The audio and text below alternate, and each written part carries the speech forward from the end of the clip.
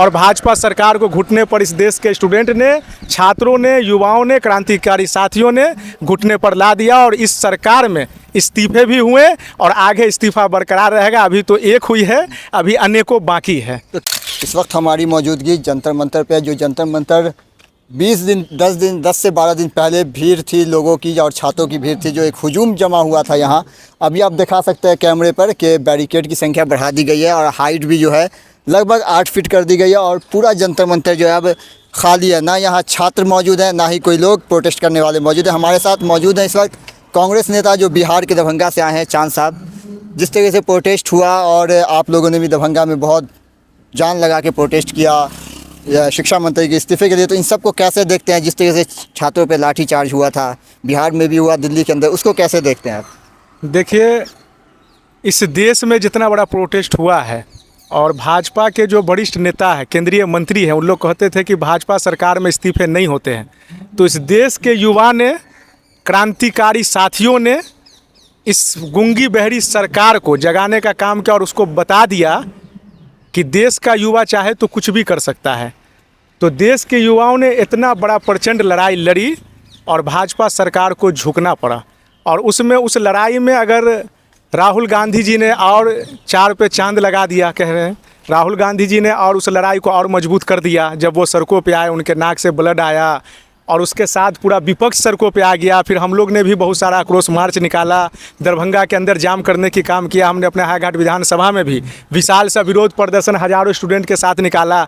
तो यह सरकार हिल गई। तो यह एक बहुत बड़ा प्रोटेस्ट था और भाजपा सरकार को घुटने पर इस देश के स्टूडेंट ने, छात्रों ने, युवाओं ने, क्रांतिकारी साथियों ने घुटने पर ला दिया और इस सरकार में इस्तीफे भी हुए और आगे इस्तीफा बरकरार रहेगा। अभी तो एक हुई है, अभी अनेकों बाकी है। तो क्या लगता है कि जिस तरह से CJP के द्वारा प्रोटेस्ट रखा गया था शिक्षा मंत्री के इस्तीफे को लेकर के, बीच में अभी आवाज़ भी उठ रही थी कि अब केंद्रीय जो होम मिनिस्टर हैं, गृह मंत्री अमित शाह जी, उनका इस्तीफा चाहिए। आपको क्या लगता है कि अगर छात्र सड़क पे नहीं आते, CJP के द्वारा ये प्रोटेस्ट नहीं किया जाता, तो क्या विपक्ष जो है सफल बना पाती, शिक्षा मंत्री का इस्तीफा ले पाती?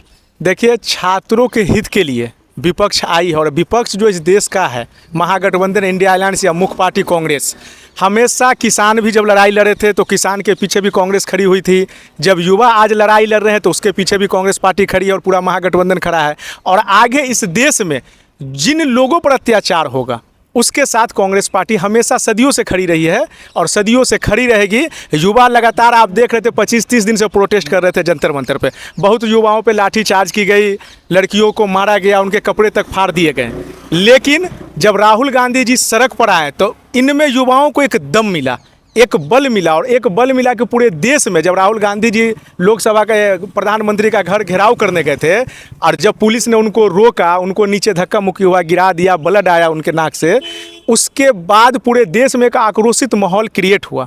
और हम लोग ने भी दरभंगा को जाम किया और हर एक स्टेट में, हर एक जिला में, हर एक विधानसभा में, हर एक प्रखंड में कांग्रेस के तमाम क्रांतिकारी साथियों ने पूरे रास्ते को जाम कर दिया। तो इससे युवाओं को बल मिला और इस सरकार को झुकना पड़ा। तो इसमें युवाओं की भी जीत भी है और महागठबंधन के विपक्ष पार्टियों की भी जीत है। क्या लग रहा है कि विपक्ष अब धीरे धीरे मजबूत हो रही है, खास करके कांग्रेस? अभी विपक्ष में सबसे बड़ा चेहरा कांग्रेस है। क्या लग रहा है कि कांग्रेस मजबूत हुई है इस बार?